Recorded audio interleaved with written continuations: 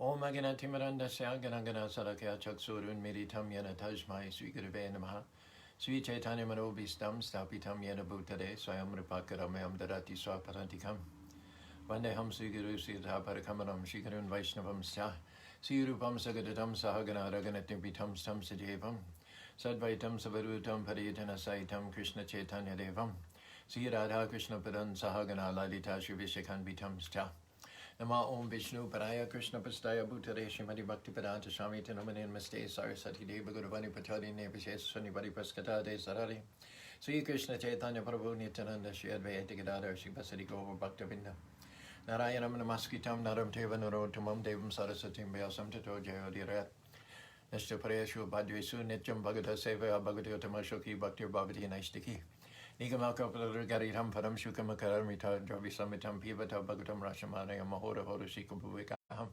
Hare Krishna, Krishna Krishna, Hare Hare Hare Ram, Ram Rama, Hare Hare. Good morning, Rupa Manjari, Yodha, Anjali, Joe, and others. This is Transcendental Tuesday. I have to tell you though, I'm looking right at the phone, but it looks like I'm looking off to the side, so I'm not sure what I'm missing here. Good morning, Jean. Believe me, I'm trying to look right at you, but somehow or other the phone makes me look like I'm shiftily or furtively looking off to the side here. So if anybody knows what this phenomena is, let me know so I can correct it tomorrow. I haven't run across it in the past so much. Good morning, Govinda Dev. Hare Krishna. Please have my obeisances. All glories to Prabhupada. So, you'll have to trust me on this, that I'm looking directly at the phone. It looks so weird. This is our second day, part 2, 28th verse, 3rd chapter, 1st canto of Srimad Bhagavatam. Ete kanksha kalo pumsam Krishna stu bhagavan shayam indriyari vyakaram lokam mridayanti yuge yuge. All of the above mentioned incarnations are either plenary portions or portions of the plenary portions of the Lord. Thank you for little emojis. Good morning, Sundari Priya. But Lord Sri Krishna is the original personality of Godhead. All of them appear on planets. Whenever there's a disturbance created by the atheists, the Lord incarnates to protect the theists, Paritanaya Sadhanam Vinasya Duskaram, to destroy the miscreants and give them liberation. After all, we're all sons and daughters of the Lord, just that some of us are good sons and some of us are bad sons. The good son, the Lord sits him on his lap and smells his head. The bad son, the parent still shows their love to the bad son. They don't have any less love for the bad son than the good son, but they have to show their love in a different way, by raising their voice and with furrows on their forehead, and maybe even sometimes threatening some punishment for wrongdoing. The parent loves children equally, but depending on the behavior of the child, the parent is obliged to act in one way or another. For instance, in the Old Testament, the Lord is obviously not happy with the behavior of his devotees, because he says, lest I smite the earth with a curse, terrible swift sword. There's mention of the grapes of wrath. So it's not that the Lord loves the miscreant sons any less, but he has to be a little stern with them. He has to show more tough love.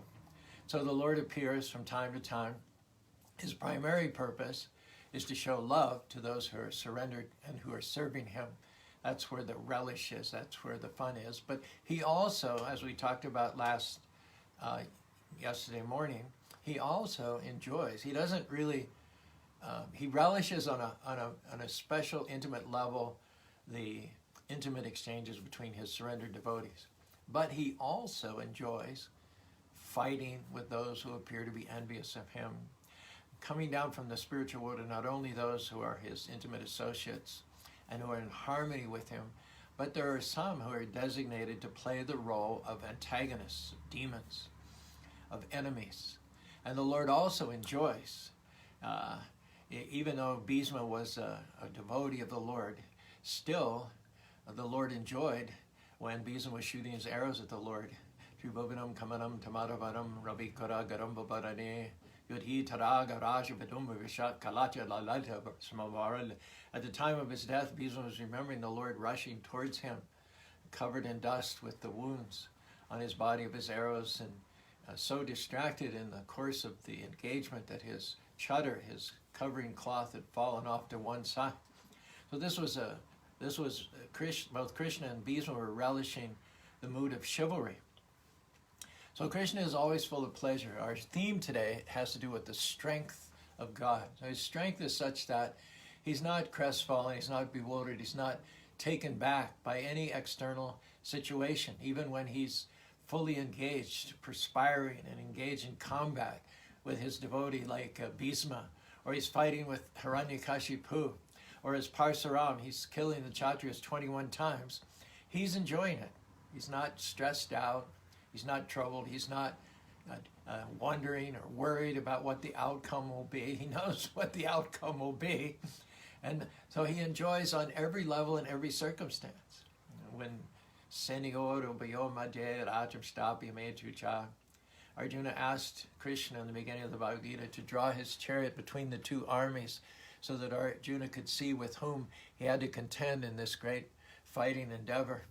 But when Arjuna saw his friends, his relatives, his cousin brothers, he couldn't maintain his composure.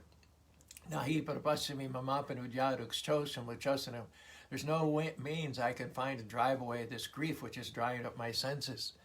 And he even suggests that he give up his life, die unarmed and resisting, rather than fight against his relatives. Arjuna was completely undone and depressed, suicidal, in fact, by the circumstances. But what's Krishna doing all this time? Smiling. He's smiling. Here he is, the Shrayam Bhagavan. Ete Chancha Kalopam Sham. All other incarnations, Vishnus, Brahmas, Shivas, and the millions and millions and millions, are coming from but an angsa of Krishna. Krishna doesn't come from any prior cause. Krishna is the ultimate cause of all causes, including the demigods, including the Vishnu, including the integrated portions, including the separated portions, including the Vishnu tattvas, including the Jiva tattvas, including the Vibhuti expansions and the Shramsha expansions. The last word is Krishna, and that Krishna, who is Shrayam Bhagavan, the original source of everything, is standing face to face with Arjuna in his chariot, and he's saying, Kutashtra kasmanamidam. Klavyam Mahashmakaba, my dear Arjuna, how have these impurities come upon you? They are not befitting one who knows the higher values of life. What to speak of one who knows the higher values of life? They're not befitting someone who's a friend of the original Supreme Personality of Godhead. So how are we to understand that? And the answer is that Arjuna is playing a part. He's feigning ignorance. He's feigning a lack of composure. Of course, nobody can have composure up to the level of Krishna. Krishna is totally in control. Nothing that happens is a surprise to Krishna. He can take what's even meant for our harm and use it to our good, as he did with Arjuna and the Pandavas. But Arjuna is playing a role, just like the enemies of the Lord play a role, the friends, everybody's playing a role, the Leela, the pastimes of Krishna. And so the role that Arjuna is playing this particular time is a role of ignorance and confusion, so that then he can be instructed by the message of Krishna in the Bhagavad Gita. So whether Krishna is fighting demons or dancing with the gopis or instructing Arjuna, it's all, Prabhupada says, pleasure excursions. Even thieving, we mentioned yesterday, Krishna goes into the neighbor's house and steals the yogurt and butter, and then the neighbors come to complain. Mother Yashoda, isn't there enough yogurt and butter in your house for Krishna? Why does he have to come to our houses and steal it? Mother Yashoda says, you're right, I will discipline him. And then at the thought of Krishna being disciplined or treated harshly by his mother, the neighbors retracted their complaints. Oh no, don't worry. We're not seriously complaining. In fact, we love it. We love it when Krishna comes and steals butter. And in fact, our coming to you and complaining, it's just role playing. We're not really into it. We're not upset or stressed by it. In fact, we're relishing it. And Krishna, as the thief, is worshipped. He's worshipped as Mukunchur, the butter thief, and the other people are put into jail. Their reputations are lost, their marriages are lost, their wives divorce them while they're in jail, Their children grow up strangers to them. They're censored. They can't get another job when they get out of jail. But Krishna does the same things. And he's worshipped. He's on the altar as the thief that's sure. Gave the example yesterday, if you were with us and you'll recall just briefly. A man who lives next to a mango grove wakes up, some noises wake him up in the middle of the night, and he hears some rustling amongst the trees. And so he assumes there's a thief in the mango grove. He calls the police. He said, there's someone stealing mangoes in my neighbor's grove here. And the police arrive, and they jump out of their cars, and they have one hand on their nightsticks and another hand on their flashlights. And sure enough, there is a ladder. And sure enough, there is someone on the top of the ladder. And sure enough, he's got a whole bag around, draped down his shoulders, full of mangoes that have been stolen. But upon closer inspection, the thief is the owner of the mango orchard. He just had a craving for mangoes in the middle of the night, came down there, picked himself a few mangoes. So what would have been a tense, charged situation is totally diffused when everybody recognized that the man is not really a thief. He's the owner of the mangoes, so he can't really steal his own mangoes. And then everybody, the policeman, the neighbor who raised the alarm, everybody just starts chuckling and laughing. The whole tense situation is diffused, and everybody enjoys it and have a good time. So when Krishna steals, it's relishable, it's blissful, and he himself is worshipped throughout the ages as the butter thief. I shared this song with you yesterday by MC Yogi. Krishna love, Sri Krishna, your pure charisma, your flute playing is so intoxicating, singing your song down in Vrindavan, pleasing the gopis and all the devotees, filling the hearts of all the bhakti yogis. In a trance you dance the divine romance of Rasa Leela with Radharani. In the Bhagavad Gita you teach us bhakti, your divine pastimes are so sublime, they fill the heart and refresh the mind. They give relief like the lingering heat after the monsoon. You lifted a finger with your, you lifted a mountain with your little finger, you're the sweet butter thief known as Baby Gopal, the killer of Kamsa, the love of Radha, your complexion's dark blue. I offer my devotion with all of my emotion. So this childhood play is just pastimes. It's just Leela with Krishna. Thanks for your emojis again, second day in a row. This is an interesting verse from the 10th canto of the Srimad Bhagavatam to give us some idea of how special those associates of the Lord are. They're not ordinary cowherd boys and cowherd girls. Itam satam brahma sukanubacham dasam gadaram tada devatenam mayasi tadam narada kenam sakam vijahu krita punya panjam. Personality of Godhead who is perceived by some as simply a force, a homogeneous, impersonal, ineffable force, who is perceived by others as the Brahman, the eternality aspect of the absolute truth, who is worshipped as the Supreme Personality of Godhead by a certain class of devotees who are in a mood of servitorship, who is considered a historical personality or an ordinary mundane being by ordinary people. He played with the cowherd boys. Sometimes they would wrestle, and the conditions of the game would be that the losers would carry the winners around on their shoulders for some period of time. So Krishna is unconquerable. He's a Jah. Madhvayat bhatavatiyam suristapati varsatidnudrahatiyam mituschariti hadvaya. The wind blows out of fear of Krishna. The sun shines out of fear of Krishna. Yamaraj, death, chases everyone out of fear of Krishna. And yet that Krishna, of whom all the demigods are afraid, in order to enjoy intimate, relishable pastimes with his friends, sometimes loses in the games, and as a loser, Krishna has to carry his friends around on his shoulders. He's not always the winner, and it gets boring. It gets ordinary when you're always the winner. Sometimes Krishna enjoys being the loser.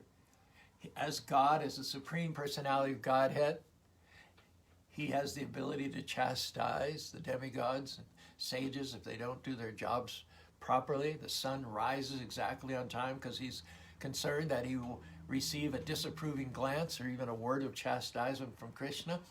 But Krishna gets tired of always chastising, and sometimes he wants to be chastised. Aishwarya Shamagasha Viryasya Yasasya. So therefore Krishna has different flavors of pastimes. As Dwarka Krishna, he's the king, he's bowed down to, he's worshipped with awe and reverence. But Vrindavan is different. Divyad Vrindaranya Kalpa Drumada. Vrindavan is simple, it's rustic. There Radha Krishna sit on a throne underneath what seems to be an ordinary tree, on what seems to be ordinary grass, seem to be worshipped by ordinary simple cowherd boys and girls. They live in an ordinary village with no crowns and no palaces and no jewels. It seems altogether simple. And that's because the quality of love of the inhabitants of Vrindavan is such that they don't need any material opulences or inducements. They just love Krishna for what he is and for who he is, without any conditions. So it is said that those boys who are sitting on Krishna's shoulders, having won the game, their team won over Krishna's team, or if it was an individual wrestling match, they pinned Krishna to the mat. And now Krishna, the Supreme Personality of Godhead, is carrying them around on his shoulders. It says, Itam Satam Brahma. Don't make the mistake of thinking that these are ordinary boys and girls. No, they are in the association of Krishna as his friends, his equals, because of having performed mountains of pious activities for many, many, many previous births.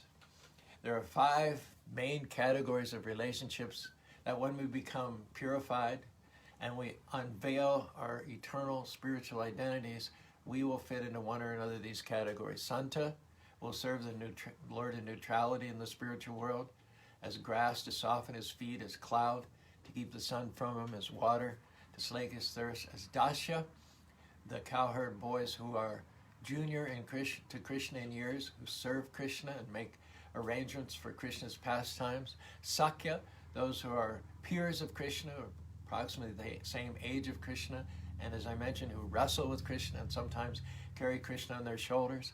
Vatsalya, like Yashoda and Nanda Maharaj, Devaki and Vasudeva, whose love for Krishna is of such an intensity that they don't want to accept service from Krishna, they want to give service to Krishna. John F. Kennedy made the famous quote, "Ask not what your country can do for you, but ask what you can do for your country." The origin of that quote should be, ask not what God can do for you, but ask what you can do for God. So the intensity of love on the part of Yashoda and Nanda Maharaj is they want to know not what God can do for them, but what they can do for God. And when we look at religious people all over the world going to the temple, the mosque, and the synagogue, what's their motive? What's the first thing they do when they come before the altar of the image of the Lord? They pull out their shopping list. Lord, give me this, give me that, give me this, give me that, give me this, give me that.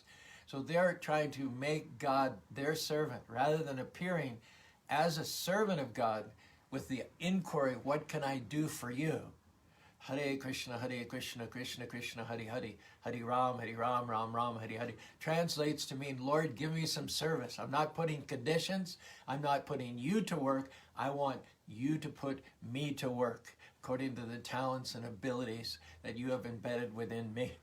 So in that mood of purified devotion, Nanda Maharaj and Yashoda in their previous lives prayed that Krishna appear as their son so that they could bathe him, they could feed him, they could dress him, and they could serve him 24 hours a day. So that's the special position of the Vatsalya, the parental level of affection. And then the final is the Madhurya Rasa, the celebrated milkmaids of Vrindavan who will lay down their lives for Krishna, who will do anything for Krishna, who never forget Krishna at any time, under any place, or any circumstances. Our theme today is, Lord Krishna says, Balam Badavatam Chaham, I am the strength of the strong.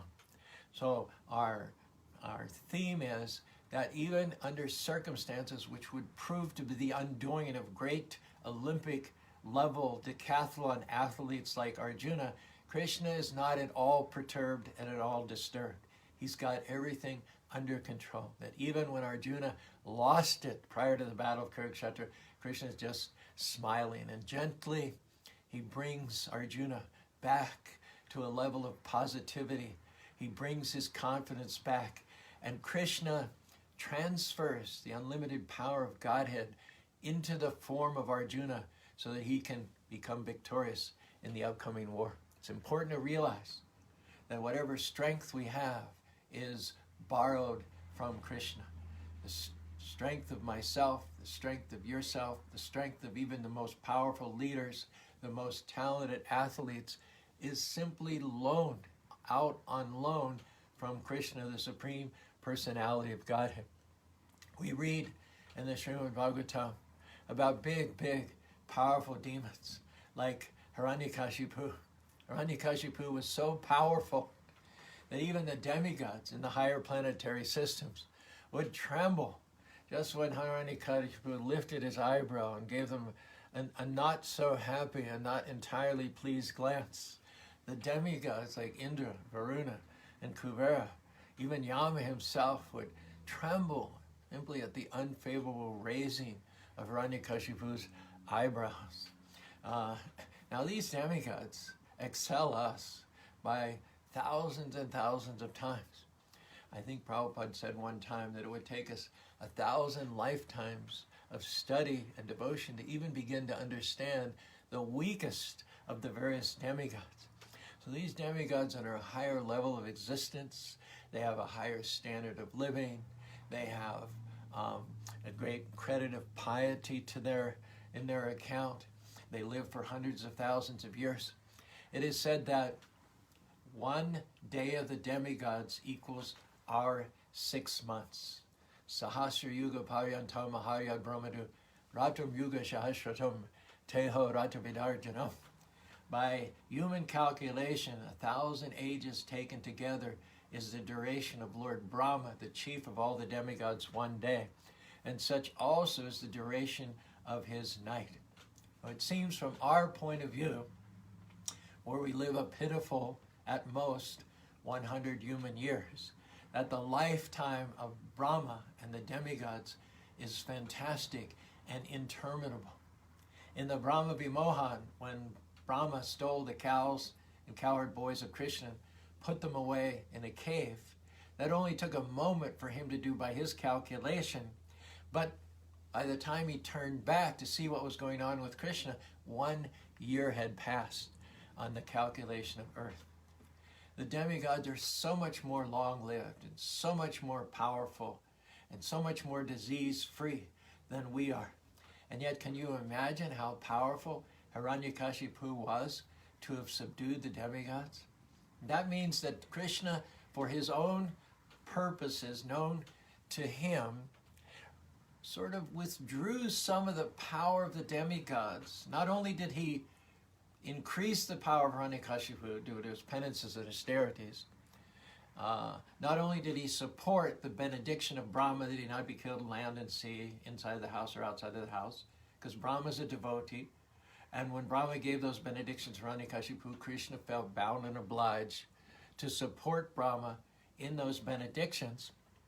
So not only did he cause Hiranyakashipu to wax in power so that there could be that ultimate relish of the role-playing, of the fighting between the Shringadev and Hiranyakashipu, but he also caused the demigods to wane in power so that the confluence of all those conditions caused Hiranyakashipu to oust the demigods to occupy the throne of Indra. And from that throne, it's explained Hiranyakashipu was causing the seasons to change, the rising of the sun.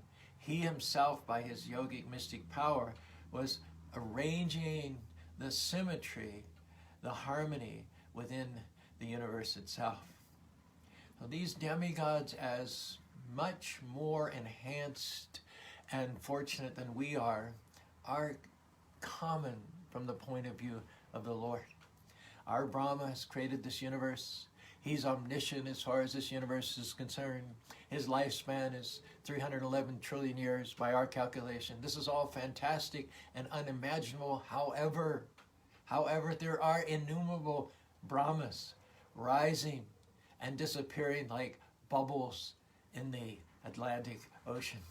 Brahma and his entire creation of this universe are all just a small part of this material universe, and the entire material universe itself is simply in constant flux or constantly changing. There's no real stability to it. The Lord was prayed to by the demigods here. Oh Lord, we know that when you simply move your eyebrows, all the commanders in the various planets are most afraid. Without the help of any assistant, you have conquered all the three worlds. So these demigods, they do their jobs. The sun rises and sets, the seasons change, ultimately due to the power of the Supreme Personality of Godhead. But just imagine how powerful the Lord had allowed Hiranyakashipu to become when he had ousted the demigods and took over the throne of Indra. And also imagine that having gotten pretty much autonomous power within the universe, there wasn't any god or demigod or living being or sage who wasn't under the thumb of Hiranyakashipu, save and except the least expected, his own 5-year-old son, Prahlad Maharaj. Hiranyakashipu got totally out of control. And remember that the Lord never loses it. He's always smiling under every circumstance. But unlike the strength of the Lord, the strength of Hiranyakashipu was not such that he could retain his composure in the face of his small 5-year-old son chanting Hare Krishna, Krishna Krishna, Hare Hare, Hare Rama, Rama Rama, Hare Hare. Outraged, Hiranyakashipu says to his son in the 8th verse of the 8th chapter, 7th canto, Srimad Bhagavatam, Kroda Shya Yasha Kampante, Treyo Loka Shaheshwara, Tasha Me, Bitavam Mudha, Sasanam Kim Balo Chaga. Prahlad, you rascal, do you know that when I am angry, all the demigods and all the three worlds tremble along with their chief assistants? By whose power has a rascal like you become so impotent that you appear fearless and overstep my power to rule you? And Prahlad answers in the next verse, Nakevalam he bhagavatasyarisam saiva balam banam parchaparisharam pare pare mistira jangamo ye brahmadyo ye vishampanita. My dear king, the source of my strength, of which you're asking, is also the source of yours. Indeed, the original source of all kinds of strength is one. He is not only your strength or mine, but he is a strength for everyone. Without him, no one has any strength, whether moving or non-moving, superior or inferior. Everyone, including Lord Brahma, is controlled by the strength of the Supreme Personality of Godhead. Now remember, it's by the benedictions of Brahma that Hiranyakashipu got his power. And there are more Brahmas than there are bubbles in the Atlantic Ocean. Where did Brahma get his power? And then using that power, he empowered Hiranyakashipu. So Hiranyakashipu's power derives from Brahma, but where does Brahma's power derive from? Tene Brahmadida ya adikavaya moyanti yat suryaho. The beginning of creation, it was Lord Krishna who imparted into the heart of Brahma the knowledge and the power and the expertise by which he could create this material universe. The example is given that there are different grades of fire, small fires, big fires. Electricity is also a form of fire. You see, natad basi, nashishanka nabhavakaham. But all the different fires get their power from the unlimited source of all fires, of all electricities, which is what? From the sun. Different grades of fire, different BTUs, but the source of all of them, the source of all the various components, items of heat and light diffused here and there, is one, the sun. Similarly, all living entities, big or small, from the ant to Brahma, to the demigods, to the big, powerful demons like Hiranyakashipu, they're dependent upon the Supreme Personality of Godhead for their power. One can attain, it is said, the position of master only by the mercy of the master, not independently. It may appear that Hiranyakashipu attained his power independent of Krishna, but that's not the case. He got his boons from Brahma, and Brahma got his power from Krishna. The power of Hiranyakashipu is resting on the power of Krishna. Everything is pervaded, permeated, and supported by Krishna. Krishna extends himself. He extends himself as Karanadakshay Vishnu. Karanadakshay Vishnu extends himself, emanating the universes and entering into them as Garbhadakshay Vishnu. And then in each and every universe, Garbhadakshay Vishnu extends himself into each atom and the hearts of all living beings. So from Krishna, he extends himself out in a subtle form, and on him, through his Purusha expansions, going into the material world, the Mahatattva, then expanding into each and every universe, and then expanding in each and every atom. Just like a telescope, the Lord projects himself out even until the atom. Anur aniyamsham anushmared yah. So it is on Krishna that everything is resting, everything is dependent. It is from Krishna that anyone gets any strength. Although the strength appears differently, and even though it even seems sometimes for the purpose of Leela that someone like Hiranyakashipu got his strength independent of worshiping Krishna, if we just look a little closer, we'll see that the source of everybody's strength is simply one, that we're all dependent upon him. In the Bhagavad Gita, 15th chapter, 13th verse, Krishna says, Gam abhisha chabutane darayami aham ojasa. Did you ever stop to think how these planets, weighing millions and millions and millions of tons, float effortlessly in air or in space? If I hold up even some little wisps of cotton, because they're denser than air, as soon as I release them, they're going to float down to the ground. So if those planets were on their own, if there was not anyone holding them up in a subtle form, they would fall immediately. They would plummet right down to the bottom of the ocean, the Garbhodak ocean. And yet they don't. So Krishna says, it is my hand, Ananta Shesha, which holds all those planets aloof, which makes them appear as if they're floating in thin air. It is the Lord, in fact, who maintains and supports all the various planets. Similarly, what about this body? What about this body? This body is like a mini universe, isn't it? Just as the sun supports the whole universe, diffuses its light and heat all over the universe. The sun is the soul of the universe.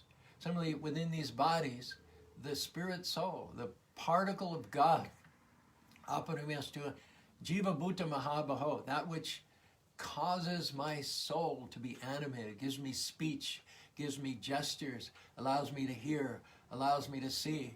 That spark of God who rests within this body is the real living force. It's the maintainer and supporter of earth, air, flesh, fire, water, and ether.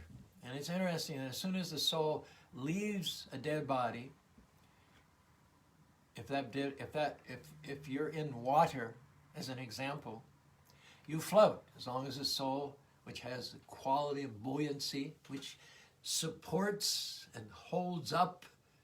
You see, as long as the soul is in the body and you're in water, the soul will give your body buoyancy. All you have to do is just lay out, relax, and not panic, not swallow water, and you can float all day long. You can float right on top of the water. But a dead body will never float. Once that buoyant soul leaves the body, the first thing that happens is the dead body at once sinks down into the bottom of the body of water. Similarly, the planets.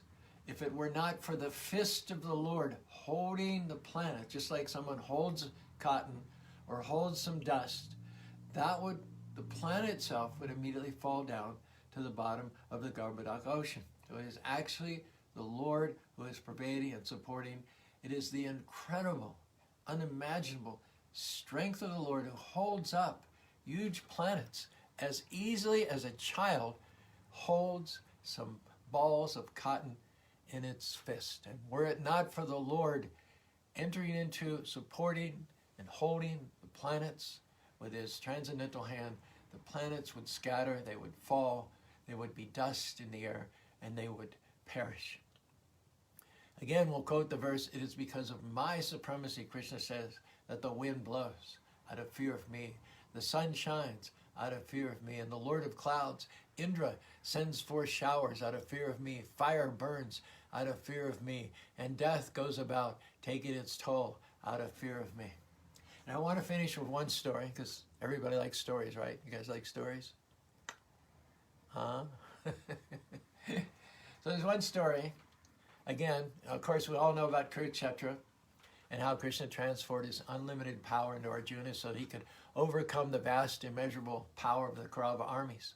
But this is a story from when Arjuna just got started. He hadn't really performed that many superhuman activities. He triumphed in the Shayambar of Draupadi, of course. He'd also kidnapped Draupada, attacked his city with the other students of Dronacharya. He brought Draupada before Dronacharya, bound and captive. But he hadn't done anything really supernatural yet. So this is the first time that Arjuna did something really amazing. And it had to do with the Khandava forest, as you know. One time Krishna and Arjuna were sitting, and a glowing, effulgent Brahmin approached them, who was none other than Agni, the god of fire. Agni said that he'd been offered so many homas, so many fire sacrifices, because when Krishna's on the planet, religious activities go on. So there were so many fire sacrifices performed by the Brahmins when Krishna was on the planet that Agni had indigestion. He needed to eat certain special herbs which would break up the logjam of the ghee in his systems and clogging and raising his cholesterol level. And I don't know how that works for the fire god, but the herbs that he needed were in a forest that was particularly protected by Indra. It's called the Khandava forest. Indra had a friend named Takshaka, a snake, who made his home in this forest with his wives and children and his son Ashwasena. So every time Agni came to burn this forest and consume the herbs which would help his digestion, Indra would send rain and extinguish the fire in order to protect Takshaka and Ashwasena, his son. Well, Agni was frustrated, and he said he went to the most powerful duo in the creation, who happened to be on the planet at that time, none other than Nara and Narayan, Krishna and Arjuna. And he said, I need to burn this forest. Otherwise, I'm just going to get bloated, and who knows what's going to happen when fire can no longer function in the universe. And so Krishna and Arjuna agreed to do it, but Arjuna said, we're going to need some special weapons for this. So at that point, Agni gave Arjuna his Gandiva bow, his celebrated Gandiva bow, which he was to use later at Kurukshetra and all of his wonderful, heroic, famous exploits. He gave him a quiver of arrows, which was inexhaustible. Doesn't matter how many arrows you pull out, there would always be more arrows there. And then what else? Go ahead in the comments. Give me an answer.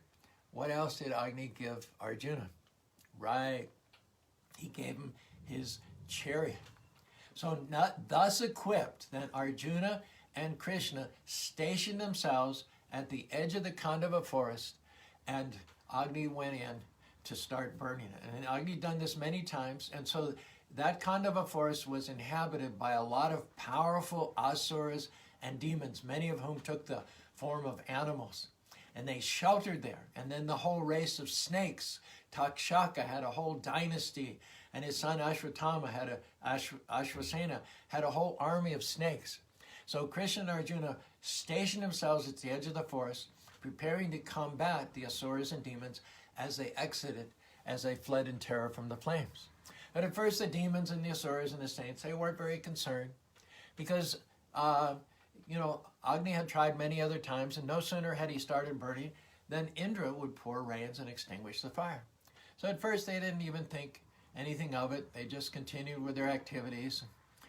Same old, same old, same old. But soon they noticed, after some time, that the rain was not reaching the Khandava forest. Not a drop of rain entered into the forest. Why was that? Because with his new bow and quiver of inexhaustible arrows, Arjuna had created, with his arrows, an umbrella covering the entire forest, so that not a drop of rain penetrated through that umbrella and reached the fire in order to extinguish it. So the asuras, the demons and the monsters who lived there were shocked as the fire started spreading to an unprecedented degree. They had always been saved in the past, but it looked like on this occasion those two effulgent warriors who were standing at the edge of the forest were preventing Indra from extinguishing the flames. So they focused all their outrage and all their anger on those two warriors. So hordes and hordes of demons, some of them assuming the form of animals, rushed Arjuna and Krishna, and they were cut down. No sooner did they exit the forest than Arjuna and Krishna cut them down. They got angrier and angrier, and they came in more and more quantities, more and more hordes, and they were as nothing to Krishna and Arjuna. And at the same time, Ashwasena, he mustered an army of snakes, and from another front, from another part of the forest, they also rushed at Krishna and Arjuna. And again, Krishna and Arjuna, now they're fighting on three fronts. They're maintaining the umbrella of arrows, they're fighting against the monsters and the asuras, and they're also fighting against Ashwasena and his army of snakes. It so happened that Takshaka, the king of the snakes, was not present in the forest. So Indra now, he tried, with a very powerful gust of wind, he tried to dislodge the cover of arrows surrounding the forest. And so Arjuna had to replace some of the arrows that were displaced. So he's fighting in three different directions, and Indra, whose son Arjuna was starting to get a little proud of his son. Far from getting angry, he was impressed. He'd never seen such an exhibition of martial arts by any living being. He's watching the snakes losing the battle. He's watching the demons and monsters get cut down. He's watching the arrow umbrella being replaced as fast as he could blow it away. So he figures, now let's really test him. As he began to develop a grudging respect for the two warriors, he marshaled Kubera, Varuna, Yama, and an army of demigods and opened yet another front of battle. And remember, it's just two warriors fighting hordes of monsters, hordes of snakes, shooting hordes of arrows to keep the rain from the forest. Now on top of everything Indra starts attacking. He starts using his thunderbolt. He tore off the peaks of mountains and threw them at the two of those. He uprooted huge redwood trees and whirled them around and sent them at Krishna and Arjuna. And no sooner had he hurled the mountains, hurled his thunderbolt, hurled the treetops, and Arjuna would just cut him up with his arrows. So Indra was losing, and he knew it. He'd tried everything. He was at the end of his resources. At that moment, a voice came from heaven that said, like the rumble of clouds, Indra, the destruction of the Khandava forest was destined to happen. Arjuna and the Pandavas need to build a city. Duryodhana has exiled them to the Khandava forest. So this area needed to be cleaned. It's a divine purpose that's being fulfilled. A great city will rise here with a great assembly hall built by Maya. Your friend, whom you wanted to protect, Takshaka, is safe. He was not in the forest at the time of the attack. And if Ashwasena will take a run right now, he can also save himself. So your duty is fulfilled. You tried your level best. You weren't able to stop the forest from being burned, but your friend Takshaka and his son are safe. Know it that nobody, no demigod, no demon, nobody, not even Vishnu, Brahma, or Shiva, Nobody can defeat Krishna and Arjuna, so you need to stop the battle now. For their part, Krishna and Arjuna, they're fighting furiously, and all of a sudden, all the monsters have been killed. Ashwasena has split and disbanded his army. The rain has stopped, so there's no need for the cover of arrows. And Indra has ceased his hostilities. All of a sudden, everything was peaceful and still. And all the hostilities had stopped in a moment. Krishna and Arjuna looked up, and there was Indra beaming down upon his son, proud and happy. Indra had put aside all thoughts of hostilities and fighting. He looked at his son looked at him. They gazed into each other's eyes with love and affection, having put their weapons aside. Krishna got down from his chariot and looked at them with pride. Indra looked at them with pride, and he said these words. Indra, the lord of the heavenly planets, the wielder of the thunderbolt, said, "You are the greatest and strongest warriors in the world. I had to meet the two of you personally. I am so proud to see how you stood up against me and succeeded." It is said that Indra uttered these words sincerely, without a trace of regret, and Arjuna felt so proud to be thus recognized and praised by his father, who then continued to say, "Arjuna, you have made me proud of you, my son. For what you have done, I will give you every single weapon in my arsenal, and I will give you the knowledge of how to use it." At that point, Indra put his arms around his son Arjuna and embraced him. He looked then to Krishna, and he said, "Narayan, Krishna, what can I give to you? Please engage me in your service. Tell me what I can do for you." And you know what Krishna answered? Indra said, anything. All the resources of my kingdom are at your disposal. I personally will enter into your service as a doorman, as a charioteer. I'll serve you in any humble, menial capacity you like. Ask of me anything. And do you know what Krishna asked of Indra? He said, "My dear Lord Indra, I've always been friends with Arjuna. What I feel for him is almost greater than friendship. He is a part of me, and I am a part of him. I ask that our friendship will always exist eternally." Indra laughed, said, "My blessings upon you." That great demon, Prahlad Maharaj, that great demon Hiranyakashipu, after he was killed by the half-man, half-lion incarnation, Prahlad Maharaj, 5-year-old devotee who had taken shelter and been protected by him, prayed these words in the 15th verse of the 9th chapter of the 7th canto of Srimad Bhagavatam. "My Lord, who are never conquered by anyone except by the love of your devotees, I, although a defenseless 5-year-old boy, am not afraid of your ferocious mouth and tongue, your eyes bright like the sun, or your frowning eyebrows.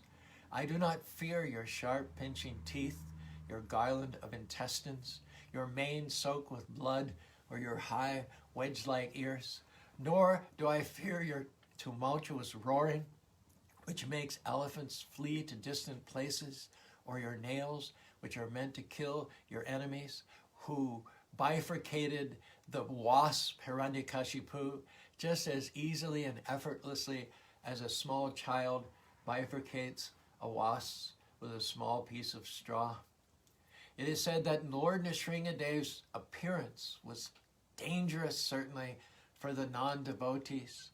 But for Prahlad Maharaj, such a fearful appearance, the incarnation of ferocity, the personification of strength, for the devotee who is surrendered unto him, that appearance of the Lord was not at all fearful or disturbing. The lion is fearful for all the other animals of the forest, but the cub of the lion is not afraid. The water of the vast ocean is certainly dreadful and dangerous and foreboding for the living entities on the land, but within the sea, even the small fish is sheltered and unafraid. It is said that although great elephants are taken away by the flooding waters of a river, the small fish are able to swim even against the current. Therefore, although the Lord assumes a threatening, awesome, ominous, fierce appearance to kill the miscreants, and again it's Leela, the devotees worship him. Keshava Drita Narahari Rupa Jaya Jagadish Ahari. The devotee always takes pleasure in worshiping the Lord, no matter whether he's the butter thief, even if he's holding the friends of his on his shoulder as a punishment for having lost the contest, even if he's covered with blood, having just dispatched the great demon Hiranyakashipu. Whatever form the Lord is in, whether it be pleasing or adorable or fierce, threatening or foreboding, the devotees relish worshiping the Lord in any and every circumstance. Hare Krishna, Krishna Krishna, Hare Hare, Hare Rama, Rama Rama, Hare Hare. Taking our cue from the great devotees of the Lord like Arjuna and Prahlad Maharaj, let us fill our day, Transcendental Tuesday, by chanting the holy name of the Lord, reading and discussing his pastimes, taking the holy prasadam that's offered to the Lord, and serving him to the best of our abilities, talents, and capacities. Thank you, Thomas, for being with us. Prashant, always honored. Vijay Krishna Das, Haribol Gurcharan Singh, Malati Priya, smiling devotee from Malaysia. Vijaya Krishna several times here. Prashant again giving us those quotes. Thank you for that. Andre Tutchev, I hope I pronounced that properly. Anyway, I'm coming up with a lot of names repeatedly.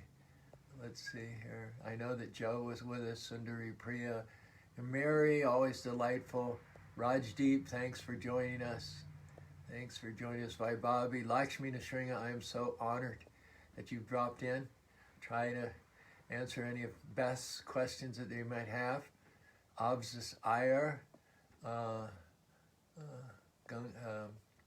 Manasa Ganga, Radhe Sham, Jimmy, yes, Yudha.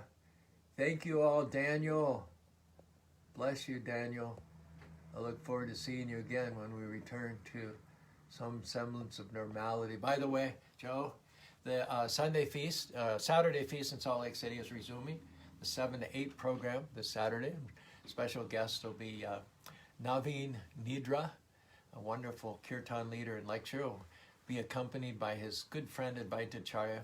So they will conduct the program from 7 to 8 o'clock this coming Saturday night in the Salt Lake City Temple. So if you've been staying away, bring your mask and social distance and enjoy a wonderful kirtan and a wonderful talk and sumptuous prasadam afterwards. Again, that's the resumption of the Saturday evening 7 o'clock program in Salt Lake City. And if you want more than just what's offered between 7 and 8, you can come at 6 o'clock to hear a nice devotee talk by Govinda Bhakta, followed by a rousing Artik ceremony. And then you'll have Naveen Nidra give a talk and a wonderful kirtan by him and Advaita Charya.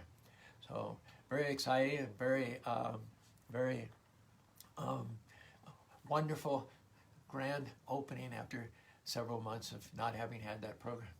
So if you're not from Salt Lake City, anyway, rejoin us whenever you can. Visit your local temple, associate with your local devotees, support and donate to your local temple, do service there, support the Krishna conscious movement anywhere and everywhere it appears throughout the entire surface of the earth.